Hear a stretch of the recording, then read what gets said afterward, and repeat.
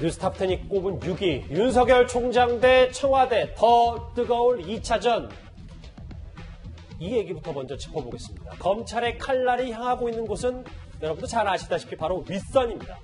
감찰부마 수사를 본격적으로 시작한 검찰은 이인걸 전 특감반장을 참고인 신분으로 소환 조사했습니다.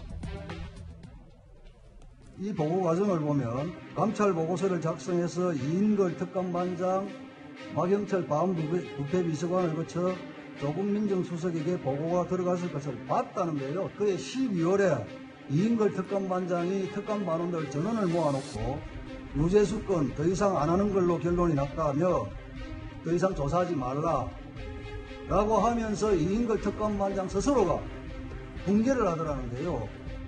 이인걸 특감반장이 감찰 중단을 지시를 했는데 감찰 받는 것도 몰랐습니까, 본인이? 특감반의 감찰은 받았습니다. 바로 시작할게요. 김상현 평론가. 네.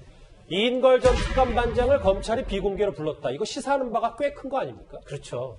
뭐 부르지 않을 수는 없었을 겁니다. 왜냐하면 특감반원 지금 4명이 증언을 하고 있다. 이런 얘기가 지금 나오고 있지 않습니까? 그런 증언이 나오고 있는 상황 속에서 지금 이인걸 특감반장 당시에 특감반장만 그렇지 않다라고 부인을 하고 있거든요. 진술이 엇갈린 진술을 하고 있는데 그런 상황에서 이인걸 특감반장을 부르지 않을 수가 없었을 거라고 저는 생각을 하고요. 그리고 윤석열 총장의 스타일이 어떻다고 하냐면 나오는 대로 수사한다 이런 스타일이라고 합니다. 예. 그러면은 지금 이게 나오는 게 굉장히 좀 난감한 것들이 지금 나오는 거예요. 굉장히 그 전 정권에서 문제가 됐던 거에 버금가는 것들이 지금 나오고 있다는 느낌이 지금 드는 그런 상황인데 예. 이런 상황에서 이걸 안 하고 그냥 넘기고 갈 수 있는 스타일도 아니고 그럴 수 있는 상황도 아니지 않겠습니까? 그러면 당연히 이것은 본격화 될 것이다라는 신호가 저 비공개 소환으로 보여진다 이렇게 볼 수밖에 없을 것 같습니다.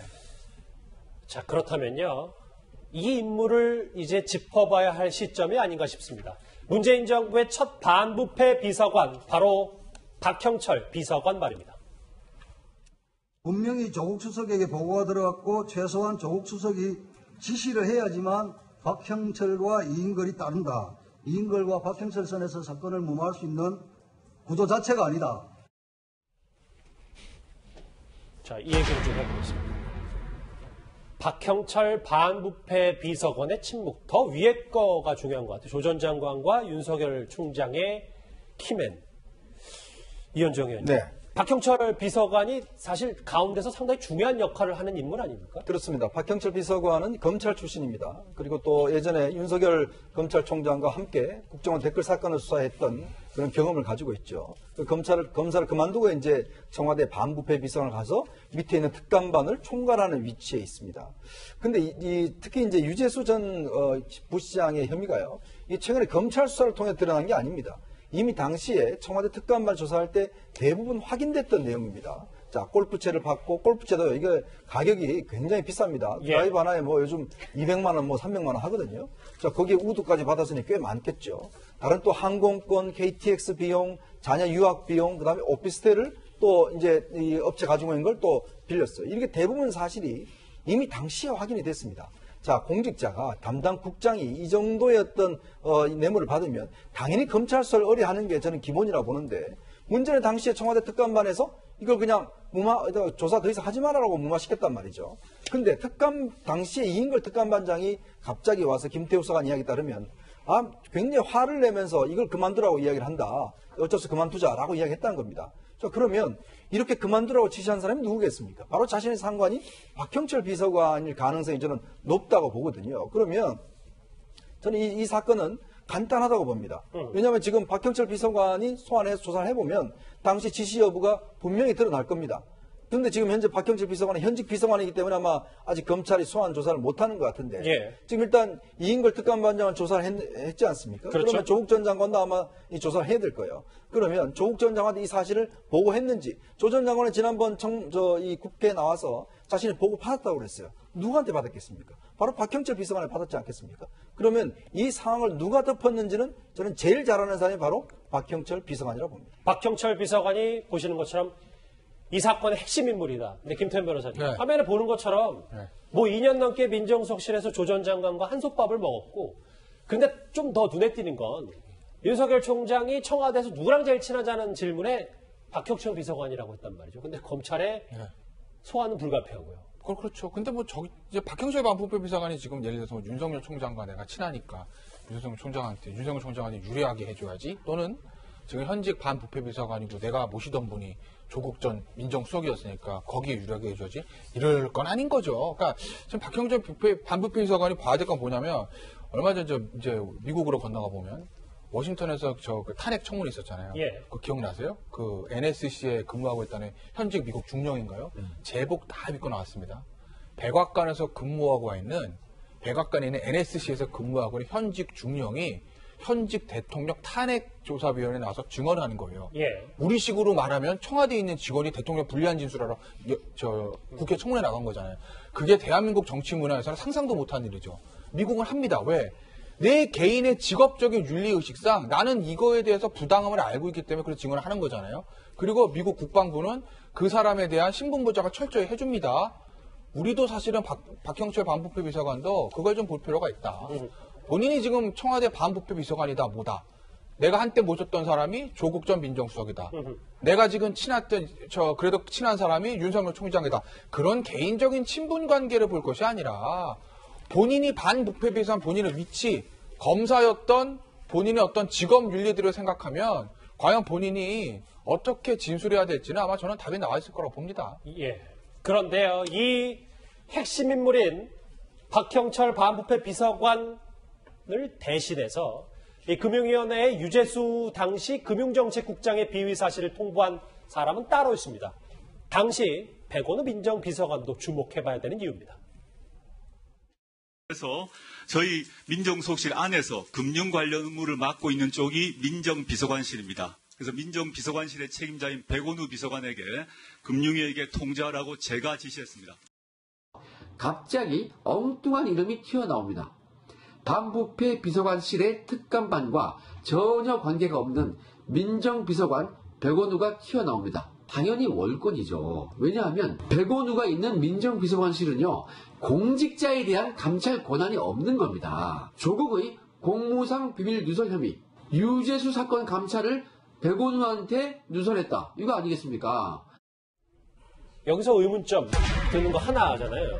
화면에도 나오지만 정세훈 소장님, 왜 반부패 비서관인 박형철 비서관이 금융위에 통보를 하지 않고 백원우 민정비서관이 이 비위 사실을 금융위에 알렸을까? 이 부분입니다. 지금 조국 전 법무부 장관이 나와서 한 말은 사실 틀립니다. 지금 얘기한 대로 이렇게 공직자의 비위 사실이 나오면은 반부패 비서관이나 아니면 최소한 공직기관 비서관이 해당 기관에 문서로 통보하게 되어 있는 것이 원칙입니다.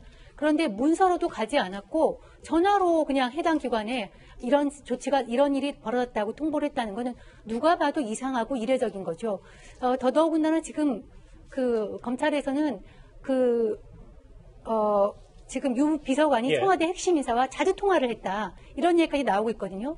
그래서 지금 백원우 비서관이 청와대 뒤를 봐주는 그런 사람이 아닌가 하는 합리적 의심이 할 만합니다. 자, 그런데 이 백원우 당시 민정비서관과 유재수 전 부산시 경제부시장과의 교집합은 따로 있었습니다. 조남관 검사장 노무현 정부 시절에 특감반장했죠. 유재수 뭐 했습니까? 노무현 대통령 비서관 했죠. 같이 근무한 기간이 겹치긴 하지만 전혀 일면식도 없고 전혀 알지 못합니다. 그러니까 그런 오해를 사기 싫으면 유재수 사건 철저하게 수사를 해야 됩니다. 김상희 평론가, 백원우 비서관의 이름까지 등장하니까 이 시점에 이걸 좀 짚어보지 않을 수가 없어요. 유재수 전 부시장이 그렇게 감찰 무마가 사실이라면 그렇게 거물급이 아니라는 평가가 있는데 이렇게까지 감찰 무마를 적극적으로 해야 되냐라는 그런 질문입니다. 유재수 전 부시장은 거물이라고 보는 게 맞죠. 왜냐하면 노무현 대통령 시절에 민정수석실에 각 사정기관에서 이렇게 파견을 받습니다. 그러니까 금융위만 받는 것도 아니고 국세청도 받고요, 검찰에서도 받고 이렇게 해가지고 핵심 사정기관들이 모여가지고 이제 그 민정을 이루는데 그 민정에 있다가 대통령의 수행을 담당한다? 이거는 그 안에서 엄청난 신뢰를 받았다는 거거든요. 그리고 그 이후에는 사실은 그렇게 좋은 보직을 차지하지 못해요. 그런데 금융위에서 금융정책국장이라는 자리가 어떤 자리냐면 예. 그야말로 핵심 중에 핵심입니다. 그러니까 이 자본주의 사회에서는 금융위가 너무너무 중요한데 그 금융위에서도 핵심이에요. 거기를 거치면 뭐 차관은 당연히 가고 장관도 바라본다는 그런 직책입니다. 아니, 제가 오늘 방송 전에 네. 금융위 분을 한 분 통화를 했더니 가만히 있어도 금융위원장이 된다고 하더라고요. 그러니까 그 정도로 그 거물 자리예요. 그리고 금융이라는 게 우리나라에서 그 자본주의 국가에서 금융은요 혈관 같은 거예요. 피 같은 거예요. 그러니까 그 혈관을 어떻게 만드느냐, 어떻게 깨끗이 청소하느냐, 막느냐 이런 거를 다 하는 건데 당연히 거물이죠. 그리고 그 과거에 그렇게 대통령의 신뢰를 받고 그 그룹의 신뢰를 받을 정도로 함께했기 때문에 당연히 백원우 전 비서관과는 굉장히 친한 사이라고 알려져 있고요. 예. 그리고 다른 인사들과도 굉장히 그 스스럼 없고 호용호재하는 사이로 알려져 있기 때문에 뭐 오히려 그 말 있잖아요. 아까 그 평범한 행시 출신 늘공인 줄 알았는데. 이것이 그런 분들이 오히려 정보가 좀 부족했던 것이라고 보는 게 맞죠. 거물을 지키기 위해서 감찰을 덮었다. 그런 얘기신데 알겠습니다. 그런데 예. 그게요. 확정되지 않았기 때문에 제가 뭐 꼭 그렇게 얘기를 하는 건 아니고요. 그러나 어쨌든 간에 뭐 그런 일을 확인해 볼 필요는 있는 정도의 의미를 가진 인물이라는 건 분명하다는 말씀을 드립니다. 알겠습니다. 그럼 제일 중요한 누가 덮었냐일 텐데 사실 저희도 처음에 유재수 전 부시장의 비위 의혹을 짚어봤을 때 단순히 조국 전 장관의 시한폭탄이 될 줄 알았습니다. 그런데 아마도 검찰은 그 너머까지 정조준하고 있는 것 같습니다.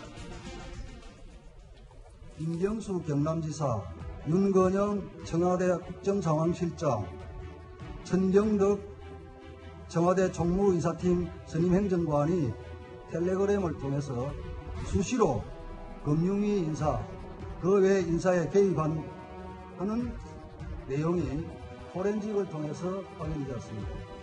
맞죠? 휴대폰 포렌식과 유재수 대면 조사를 지시했던 그 조국이 다시 감찰 중단을 지시할 때에는 조국도 누군가로부터 지시를 받은 거다. 이게 합리적인 의심이지 않겠습니까? 검찰도 그 조국의 윗선을 지금 규명해보고 있는 것이고요. 그럼 당연히 지금부터 제일 중요한 얘기가 나올 차례입니다. 이현정 의원님. 네. 저하고 화면 같이 보실 텐데 먼저 한번 읽어볼게요. 한 언론의 주장이 저희가 좀 감안을 해야 되나? 여권에서 유재수 전 부장이 갖는 정치적 존재감은 남다르다. 뭐 행정관, 친노 친문 정치인들과 친분을 쌓았고 부산 경남 인사들과도 가깝게 지낸 것으로 전해진다. 그리고 저는 이 부분이 좀 더 눈에 띄는데요. 조국 전 장관도 못 건드린다. 어차피 소용없으니 포기하라는 말을 친문계 정치인으로부터 들었다. 이런 얘기까지 이제 슬슬 나오기 시작했습니다. 네, 우리 좀 전에 이제 왜 백원우 민정비서관이 이 사태를 금융위에 전달했을까 이 의문을 조금 전에 토론을 했지 않습니까? 근데 좀 더 기억을 되새겨 보시면 예전에 백원우 민정비서관이 뭔 역할 드루킹 특검 때 당시 드루킹이 일본에 대사로 보내달라고 하는 변호사를 직접 만난 적이 있습니다. 자, 그래서 그 사람한테 여러 가지 어떤 이야기를 한 적이 무마한 적이 있어요. 당시도 이 사건은 김경수 경남지사 관련됐던 사건이죠. 자, 모든 중요한 사건에 보면 항상 등장하는 인물이 바로 백원우 민정비서관입니다. 예. 자, 이분이 그러면 왜 이런 역할을 했을까라는 의문이 하나가 있는 것이고요. 또 하나는 당시가 어떤 때였냐 하면 당시에 박근혜 정부의 적폐청산을 관련해서 모든 혐의를 직권남용 혐의로 잇따라서 적발하고 구속하고 했던 굉장히 엄중한 시기였습니다. 자, 그러면 예를 들어 전 정부에서 조그마한 문제를 가지고 문건 나온 거 가지고 직권남용으로 다 구속시키고 했던 상황인데, 자, 이 정도의 혐의를 가지고 당시에 만약에 민정비서관실에서 보면 똑같은 기준으로 보면 이거 큰일 날 문제 아니겠습니까? 그러면 이거를 덮는다는 것은 과연 그러면 조국 민정수석이 덮으라고 해서 덮어질 수 있는 문제입니까? 그렇게 아니죠. 저는 그 기본적인 상식이에요. 왜냐? 전 정권에서 그 정도보다 더 못한 사건도 저렇게 했는데 당시 현 정권에 이런 살아있는 권력 이런 문제가 발생을 했는데 예. 자, 이 문제를 단순히 특감반장이 야 이거 덮어라 그러면 이 이야기가 안 새나갈까요? 자, 특감반원이 몇 명이냐면 15명이 있습니다. 당시에 검찰 파견, 경찰 파견 해서 15명인데 이 중에서 아무도 모른 척 할까요? 그 문제가 있는 것이기 때문에 어떤 면에서 보면 이 문제는 덮으려고 하면 보다 더 강한 힘이 필요했을 것이다. 자, 내가 책임질 테니까 덮어. 라고 한다면 그 책임지겠다는 사람이 누구겠습니까? 그게 상식적으로 조 전 장관 위라는 얘기죠. 그렇죠. 조 전 장관 선까지도 저는 힘들고, 왜냐하면 유재수 이 시장 같은 경우에 잘 몰라요, 조국 장관을. 두 사람이 겹치는 게 없습니다. 예. 본인도 그렇게 인정을 했고 한 번도 본 적이 없다고 그랬어요. 한 번도 본 적이 없는 사람한테 뭐하러 그 혐의가 있는데 그걸 덮겠습니까? 그렇다면 뭔가 조국 전 장관도 뭔가 어떤 이 상황은 보다 더 엄중한 의미가 있기 때문에 덮은 게 아닌가라는 의심을 할 수밖에 없는 것이죠. 주제대로 조국 전 장관도 못 건드리는 친문 핵심이다. 이렇게 되면 당연히 지금 검찰의 수사의 방향도 청와대로 갈 수밖에 없는 거 아니겠어요? 불가피하죠. 지금 말씀하신 대로 이것은 조국 장관과 이 유재수 전 경제부시장은 이 공통분모가 없기 때문에 조국 장관 자신의 힘으로 이거를 덮으라는 건 상식적으로 말이 되지 않거든요. 어쨌든 조국 전 민정수석은 직무유기나 직권남용에 별 피해갈 수는 없지만 지금 보신 대로 이것은 그 유재수 전 부시장은 과거에 노무현 정부에서 일하면서 노무현 친문 그룹과 굉장히 오랜 친분을 쌓아왔기 때문에 그 사람과 가까운 사람들이 조국 민정수석을 통해서 감찰 무마를 했다고 보는 것이 합리적인 의심일 것 같습니다. 근데 이제 그 윗선에 대한 심증들을 말씀을 하시는데요. 일반적인 거라고 생각해요, 그런 의혹이. 그러나 지금 과거서부터 노무현 정부부터 그 친문 세력의 그 구조를 잘 모르면 당연히 그렇게 생각을 하지만 친문 구조는 구조가요. 힘을 가진 사람이 꼭 윗선이 아닙니다. 그런 측면에서 보면 아까 그 윗선으로 이렇게 심증을 가져가는 게 틀릴 수도 있다라는 거는 제가 좀 말씀을 좀 드리고 그러니까 직함상 예를 들면 비서실장이든 그 위든 이런 그거와 다르게 자리가 아니라 역할이 중요한 사람들이 있거든요. 그러니까 예를 들어가지고 과거에 우리 당에서 공천을 할 때도 그 공천의 핵심은 따로 있었거든요. 한명숙 대표가 모든 걸 총괄하긴 했지만 그런 것들을 다 실질적으로 그 운전자 역할을 해가면서 끌어갔던 거는 다른 사람이었기 때문에 꼭 윗선, 그 형식적 윗선 이 아닐 수도 있다. 내용상에 그냥 힘이 더 있는 사람이 있을 수도 있다. 이런 거는 좀 감안해야 된다고 봅니다. 김상희 평론가님은 다음 주 중에 얘기하면 그 이름도 나올 수 있을 정도로 뭔가 좁혀가시는데 오늘 다 동아일보에 AC, BC, CC 해가지고 3명의 이름의 정치인들이 정치인이 아니라 청와대에 근무했던 또는 지금 현재 근무하고 있는 이라는 이름으로 나왔기 때문에 AC, BC, CC 정도는 아마 빠르면 내일 정도라도 나오지 않을까 이렇게 생각이 듭니다. 알겠습니다. 정말 누군지 글쎄 왜 중요한 문제이기 때문에 여기 권력형 비리가 자칫 될 수도 있는 그런 부분이기 때문에 저희도 조심스럽지만 날카롭게 짚어보긴 해야 될 겁니다. 자, 그런데 윤석열 총장의 의지가 있었기에 이렇게 청와대까지 다시 한번 겨냥하는 수사가 진행될 수 있었다는 분석도 있습니다. 조국 전 장관과 관련된 수사에 대한 윤석열 총장의 발언 다시 한번 듣고 오겠습니다. 이런 종류 사건은 제 승인과 결심 없이는 할 수가 없죠. 검찰이 한 달 넘게 수사했는데 나온 게 없다. 이런 얘기들이 많이 흘러나오고 있는 것으로 알고 있는데 수사 결과가 없는 건 아니죠. 저희가 이 수사 내용이 밖으로 나가는 거를 좀 많이 틀어막았고. 아까 거물이라고까지 유재수 전 부시장 말씀해 주셨는데 유재수 전 부시장이요. 각종 비위 의혹에도 불구하고 이렇다 할 징계 없이 영전에 영전을 거듭하면서 승승장구를 하게 됩니다. 명예퇴직을 하면서요. 당시 금융위원장의 추천도 받게 됩니다. 추천은 위원장이 했습니까? 예, 그건 제가 했습니다. 본인이 먼저 원했다기보다도 그 경력이나 그런 걸로 볼 때 당에 가면 역할을 할 수 있을 것 같아서 저희가 했습니다. 그럼 위원장 스스로 판단한 거예요? 예, 그렇습니다. 그런데 당시에는 금융위원장이 본인이 판단해서 좋은 보직을 줬다라고 얘기하지만 당시에는. 근데 지금 다시 되돌려서 여러 가지 증언들을 보니까 아니라는 거예요. 여권에서 유재수 전 부시장 좀 맡아달 금융이 압박했다는 보도까지 나왔습니다. 그러니까 이제 여당 전문위원회 보내는데 사실 여당 쪽에 어떤 승낙이라나 동의 없이 저게 구조적으로 가능하겠어요?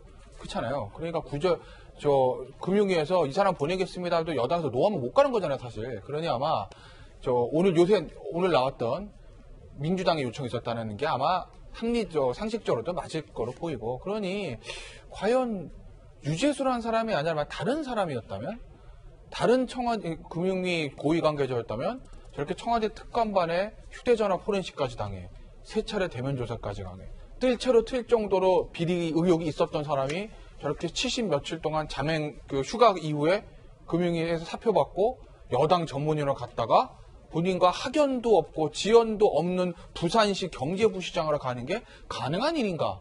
상식적으로 납득이 되지 않으니까 누가 확 뒤에서 밀어주고 끌어주는 거 아니야라는 이제 이런 의혹도 자꾸 생기는 거 아니겠습니까?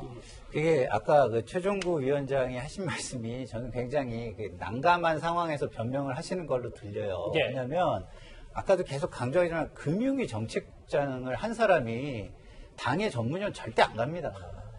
당의 전문위원은요, 국장들 중에서 좀 이렇게 좋은 보직이 없는 사람을 보내는 거지, 거기가 뭐 당에 가가지고서 하면은 무조건 승진의 기회가 있는 게 아니에요. 거기 가가지고 정치적으로 잘 이렇게 어울려가지고 다시 살아 돌아와야 되는 자리지, 거기가 뭐 굉장히 좋은 자리가 아닙니다. 오히려 당의 전문위원회에서 부산시장을 간 것은 영전이라고 얘기하는 건 맞아요. 근데 여기서 중요한 건 뭐냐? 예. 당으로 간 게 영전이 아님에도 굉장히 많은 것을 봐준 이유가 뭐냐면 그 좋은 자리에서 갑자기 내려옵니다. 근데 갑자기 내려온 거에 대한 설명이 없어요. 그렇죠. 설명이 없는데 갑자기 사임을 했다고 소문이 파다하게 난 상황에서 당으로 보내주는 건 누군가 어려운 상황을 구제해 주는 거다라는 측면에서 좋은 자리로 보내줬다라고 보는 거지, 그게 금정국장이 당으로 간 게 영전은 아닌 겁니다. 일단 뭐 화면에 그냥 제가 굳이 길게 설명하지 않아도 몇 번의 고비를 다 넘기고 일단 경제부시장까지 됐고 이제 구속 위기까지 놓였습니다. 이현정 의원님. 네. 이 주제 좀 정리를 해보면 오히려 지금 검찰의 수사의 포커스가 이 청와대 인사나 뭐 친문 핵심 인사들의 진술보다 오히려 금융위원회, 그러니까 전 최종구 금융위원장에게 진술을 확보하면 누가 도대체 유재수 전 부시장 뒤에 있는지 알 수 있다라는 이런 관측과 분석도 있더라고요. 그렇죠. 뭐 일단 수석 전문위원이 별거 아니다 그러는데 사실은요, 수석 전문위원 가려고 각 부처에 있는 사람들 엄청 로비합니다. 왜냐? 이게 출세를 하려면요, 정치인들을 알아야 돼요. 그 정치인들 알 수 있는 가장 핵심적인 자리가 바로 각 상임위의 수석 전문위원입니다. 예. 이 수석 전문위원을 알게 되면 수석 전문위원이 뭔 역할을 하냐면 그 위원회의 모든 걸 통화를 해요. 사실은 국회의원들 간사들은 그냥 자신들이 그냥 싸우는 거고, 실질적인 법안 통과나 이런 거는 다 수석 전문위원이 합니다. 그리고 거기서 주로 검찰 출신들 같은 경우는 법사위 가서 의원들을 알아서 나중에 굉장히 승진을 많이 합니다. 서로 가려고 그래요. 그걸 어떤 특혜를 받은 것뿐만 아니라, 자, 이 사람 같은 경우는, 유재수 부시장 같은 경우는 이 특감반에서 2차례 조사를 받았어요. 자, 그러면 2차례 조사받고 나 집에 가서 우리 자녀들 은행 계좌 그거 자료 가져올게 해서 나왔어요. 그 다음에 76일 동안 나타나지 않습니다. 사라져버렸어요. 근데 병가를 냈다고 그럽니다. 자, 그러면 76일 동안 나중에 보니까 그 특감반에서 보니까 이 사람이 이거 굉장히 중요한 사람이네 라고 해서 덮어진 거예요. 76일 뒤에 돌아와서 바로 명예퇴직합니다.